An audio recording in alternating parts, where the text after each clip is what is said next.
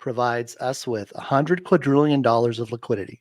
That's enough liquidity, and I already calculated this. I haven't put out my white paper yet, but I was able to calculate how much liquidity can be handled. And I'm coming full circle here.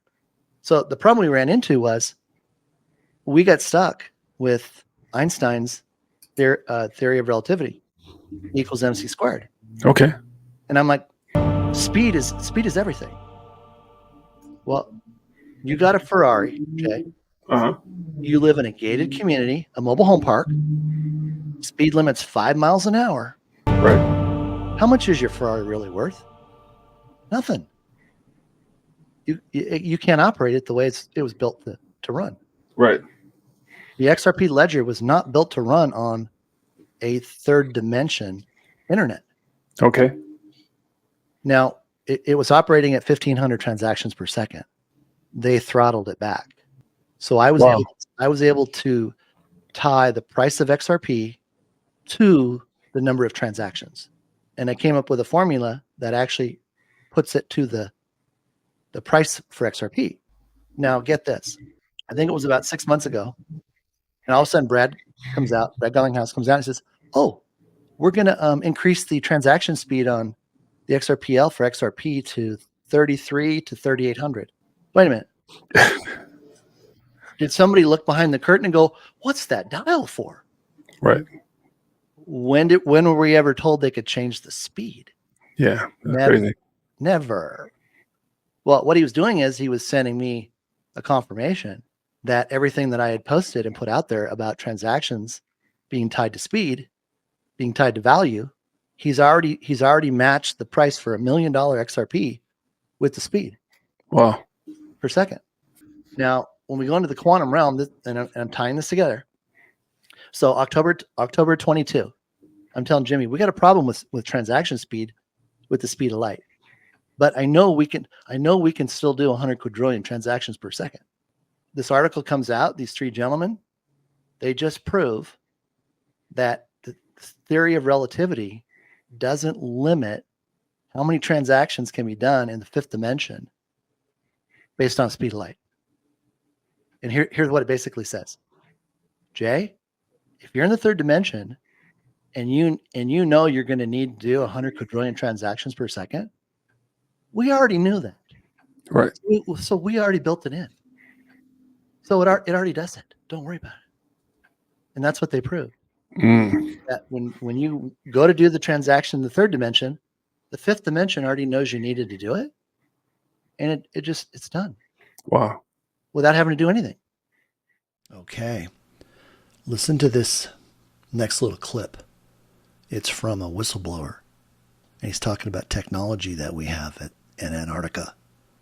And he's talking about quantum entanglement. Exactly what I've been talking about with regards to transactions on the QFS in the 5D realm.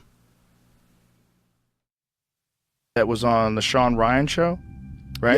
Yes. So he's talking about how he was I guess he was a fireman out there, and yeah, he lives in Alaska, and he was saying there's direct energy weapons. Do you know about you have a lot of physicists on the show, so I follow a lot of that, and so I already knew about the ice cube neutrino detector just from following science channels. Because without any of this Let's stuff, listen to what he says, because it sounds so kooky. Listening to the guy talk. Here's a TikTok video. Well, this is still 4 minutes long. Okay, but just give us a little something. From 2010 to 2011, you were a tradesman and firefighter in the South Pole. Antarctica as a contractor for Raytheon. You spent 366 continuous days at the South Pole. You were experimented on as a child and trained to be a remote viewer. Correct. Through a program called Stargate Project. Submarine service in the Navy. Plumber for the wealthy elite on Long Island prior to Raytheon, and experience with UFOs. Yes. You're a whistleblower for the benefit of humanity. Why are you blowing the whistle now? I'm blowing the whistle because I'm obliged to. I don't know anybody that's walked a similar path to me in life, so it's necessary information that gets out there. I wish that I could be relieved of the task, but until I can find someone that can properly handle this information, I have to be on point for it. Roger that. Well, just like everybody else, we always start off with a gift. Thank you, sir. If you don't guess this, Gummies. what's in there? Pull them out. You got it. We have genuine Vigilance Elite gummies. Nice. Legal in all 50 states. They are. They're legal in all 50 states, believe it or not. Thank you very much. You're welcome.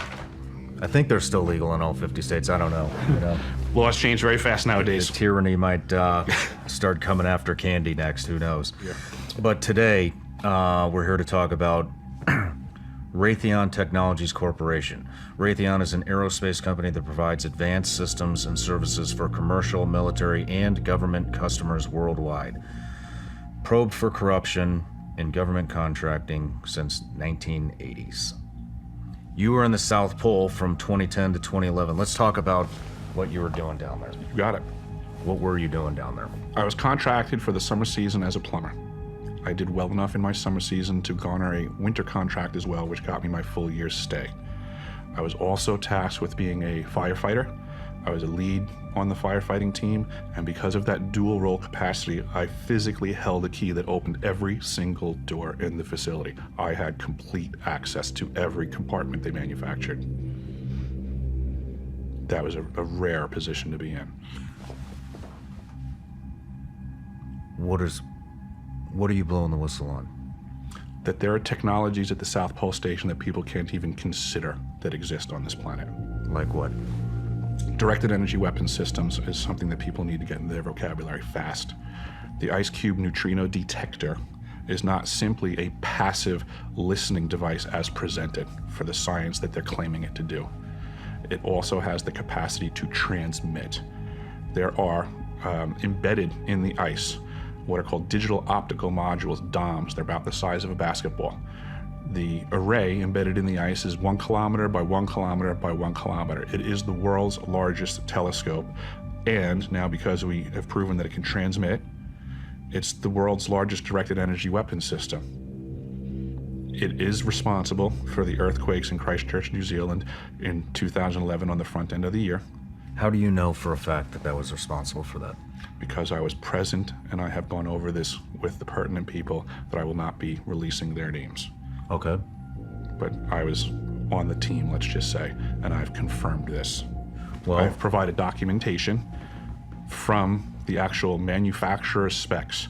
So this unit was constructed, operated, and maintained by the University of Wisconsin, and just like every other device on the planet, whether you're driving an M1 Abrams tank or operating the ice cube neutrino detector, there's operator's manuals that tell you how things work. Right there in that information, free for everybody to find. I found it myself. I was directed to find it, I'll put it that way, and release this information. And it states very clearly that each one of these DOMs can transmit at 2,047 volts each. So these are currently the facts of life. how do you know? I mean, I guess what I'm asking is, how did it even come to your attention that this triggered an earthquake? If you're at the South Pole and New Zealand had an earthquake, I mean, how did you know it came from the South Pole?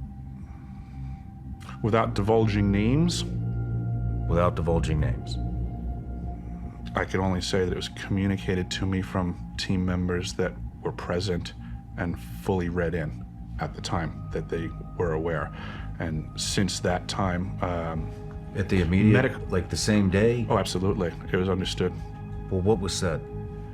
that we accidentally hit Christchurch, New Zealand twice when they were trying to fire up this weapon for the first time. That it was friendly fire, it was not on purpose, but it occurred. That the system is designed for that. And it was just friendly fire. So this is a telescope. That sounds like a. Is it a telescope? or is- Absolutely, it is a neutrino detector, for sure. It can accomplish its primary purpose. It can also transmit and then provide a multifaceted platform for directed energy weapons systems. Do you have any idea how the earthquake was initiated? From misfiring the system. Where were they targeting? Yes. I don't know. Does it go into the earth? Does it go into the atmosphere? It can definitely go through the earth. I would consider that it might be able to do stuff in the atmosphere. I haven't heard that statement laid at its feet. but I wouldn't put it past it. I don't want to try to limit the functions of this device by my imagination or experience. I believe that's one of the problems with directed energy weapons, is they are not like standard weapons of old where you have a gun and a particular caliber bullet, you pull the trigger and it does one thing. These platforms are way more complex than that. They do a lot of things. What else do they do? Excuse me. This system, additionally, in regards to the neutrinos, it detects the neutrinos that are apparently coming off of the new exotic propulsion systems for either off-world UFOs or reverse-engineered stuff on our planet. What is neutrino? Neutrino is a near massless particle that goes at, close, or beyond the speed of light. It is so small that it can pass between the electron shell and the nucleus of pretty much every atom on the planet. And the capacity of being detected at the South Pole Station, when the neutrino impacts the nucleus of the water molecule of the ice in the glaciers at the pole, a reaction occurs. The nucleus and the neutrino become destroyed, a muon is created and ejected, and a blue flash of light known as Cherenkov radiation flashes in the ice, and that's what the DOMs, the digital optical modules, are detecting. That's their primary purpose as presented. Now, whether that neutrino comes from a quasar out in space or a exotic propelled engine off of vehicles that aren't being discussed contemporarily, it detects it, thus making it basically an air traffic control center for all non-discussed vehicles on this planet. So just like we have all the other air traffic on the planet and it's being completely observed and attended to, there's just another level of craft on this planet and another level of air traffic control tower that exists. This is that facility. Back to tracking neutrinos. What is that? Why are they tracking those? Oh, for the purposes of science, they're claiming that there's a lot to be ascertained by understanding the difference between low power and high power neutrino ejections from cosmic occurrences. It's about that vague. This is what they spend our tax dollars on. Let's talk about what else do they do? The device is also for faster than light communications, quantum entangled communications at great distance.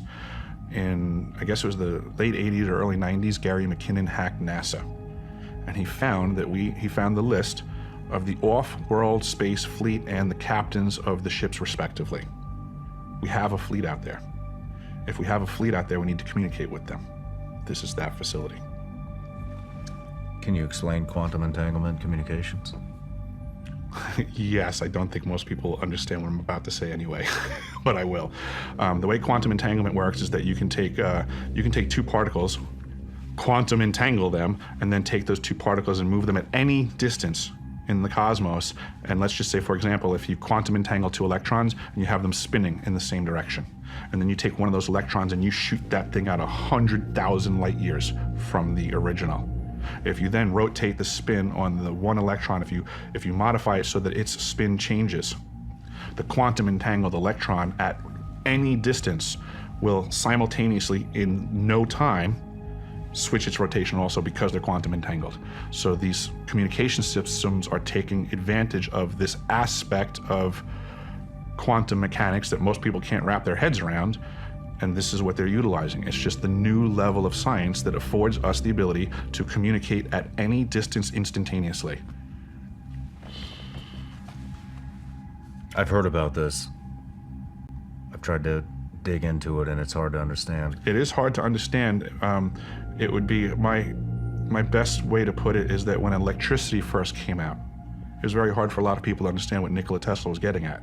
But everyone was using it before they even understood it. And this is just where we are right now. It's just a new technology, it's a new conversation.